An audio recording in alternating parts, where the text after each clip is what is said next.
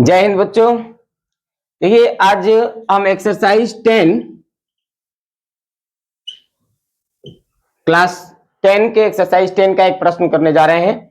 Basically एक theorem को एक प्रूफ करना है। तो देखिए क्वेश्चन है कि सिद्ध कीजिए कि दो संकेंद्रीय वृत्तों में बड़े वृत्त की त्रिज्या, बड़े वृत्त की जीवा जो छोटे वृत्त को स्पर्श करती है, स्पर्श बिंदु पर समद्विभाजित करती है। देखिए इसका हम एक डायग्राम बनाते हैं। पहली बात कहा जा रहा है कि हमारा वृत्त जो है वो संकेंद्रीय है, मतलब एक ही केंद्र से बना हुआ है। एक ये हो गया और दूसरा वृत्त सपोज कि हमने ये ले लिया और ये हो गया हमारा केंद्र। अब क्वेश्चन में क्या बोला गया है कि बड़े वृत्त की जीवा, यानी इस वृत्त का जो जीवा है वह इस केंद्र से आने वाली जो रेखा है ना, इसको समद्विभाजित करेगी। सपोज करिए कि इसको हम ओ केंद्र वाला एक दो वृत्त है, ए बी हमारी जीवा है और अब हमें ये प्रूफ करना है कि इसको हम पी मान लेते हैं कि एपी बराबर बीपी। ये हमें प्रूफ करना है कि एपी बराबर बीपी। सबसे पहले इसमें जो गिवन है वो लिख लीजिए। तो देखो बच्चों, गिवन में हमें क्या दिया है, गिवन में हमारा प्रश्न दिया है, जो उसी चीज को लिखेंगे हम। क्या लिखेंगे कि आपको क्वेश्चन में यहां से लिख देना है कि दो संकेंद्रीय वृत्तों में बड़े वृत्तों की जीवा जो छोटे वृत्त को स्पर्श करती है, स्पर्श बिंदु पर समद्विभाजित होती है।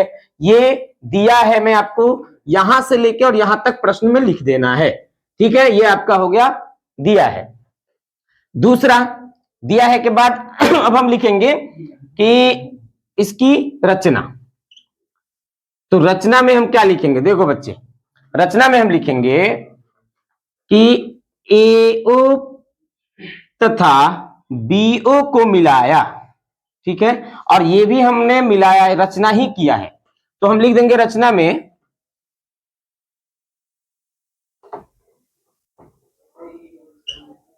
ओ ए ओ बी तथा ओपी को मिलाया। ओ ए ओ बी तथा ओपी को मिलाया। अब हम इसको दो तरीके से प्रूफ कर सकते हैं, बट मैं आपको इसको बिल्कुल इजी वे में बता रहा हूं। तो आप देखिए यहां पे कि इसको कितना इजीली हम कर सकते हैं। देखिए सबसे पहले हम लिखेंगे कि प्रमाण में, अच्छा यहां एक चीज और लिख देना कि सिद्ध करना है हमें, है ना, सिद्ध करना है। दिया है जो था वही आपका सिद्ध करना हो जाएगा। अब हम लिखते हैं यहां पे प्रमाण। प्रमाण में हम लिखेंगे कि ट्रायंगल एपीओ तथा ट्रायंगल बीपीओ में, ध्यान रखना बच्चे कि अगर आप लोग इस ट्रायंगल का नाम लिख रहे हैं तो जहां पे आपको पता है कि यह स्पर्श बिंदु है और जब यह स्पर्श बिंदु है तो इसका मतलब कि यहां 90 डिग्री का एंगल दोनों साइड में बनेगा। ठीक है, तो इसलिए जब भी इसको लिखोगे तो एपीओ लिखो या फिर ओपीए लिखो, हर हाल में पी जो होगा वो आपका बीच में होना चाहिए।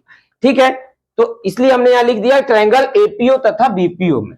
देखिए क्या क्या है, हम लिख सकते हैं कि ओ ए बराबर ओ बी, और ये क्या है भाई, ये है बड़े वृत्त की त्रिज्या। दूसरा हम लिख सकते हैं कि ओपी बराबर ओपी, ये क्या है, ये है उभयनिष्ठ।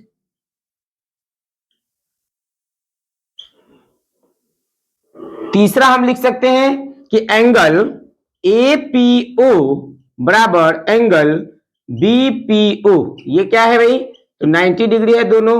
और ये क्यों है, क्योंकि केंद्र से होकर गुजरने वाली जो रेखा होती है वह स्पर्श बिंदु पर कितने डिग्री का एंगल बनाती है, 90 डिग्री का। ठीक है, आपके इसके पहले भी आप लोगों को बताया गया होगा, आपने पढ़ा है कि जब हम कोई बाह्य बिंदु लेते हैं और यहां से हम इस पर एक लाइन ड्रॉ करते हैं तो ये जो एंगल हमारा यहाँ बनता है वो 90 डिग्री का बनता है। सेम वही कॉन्सेप्ट यहाँ पे है कि ये जो एपी और बीपी है वो इस छोटे वाले वृत्त की क्या है, स्पर्श बिंदु है पी, तो ये स्पर्श रेखा हो गई, इसलिए यहाँ 90 डिग्री बनाएगा।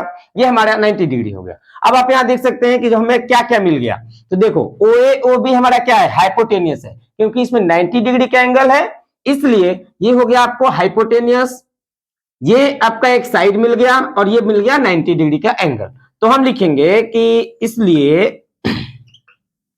ट्रायंगल एपीओ सर्वांगसम हो गया ट्रायंगल बीपीओ के। और ये किस किस नियम से हुआ भाई? तो लिखेंगे आरएचएस सर्वांग समता नियम से। आरएचएस सर्वांग समता नियम से यह हमारा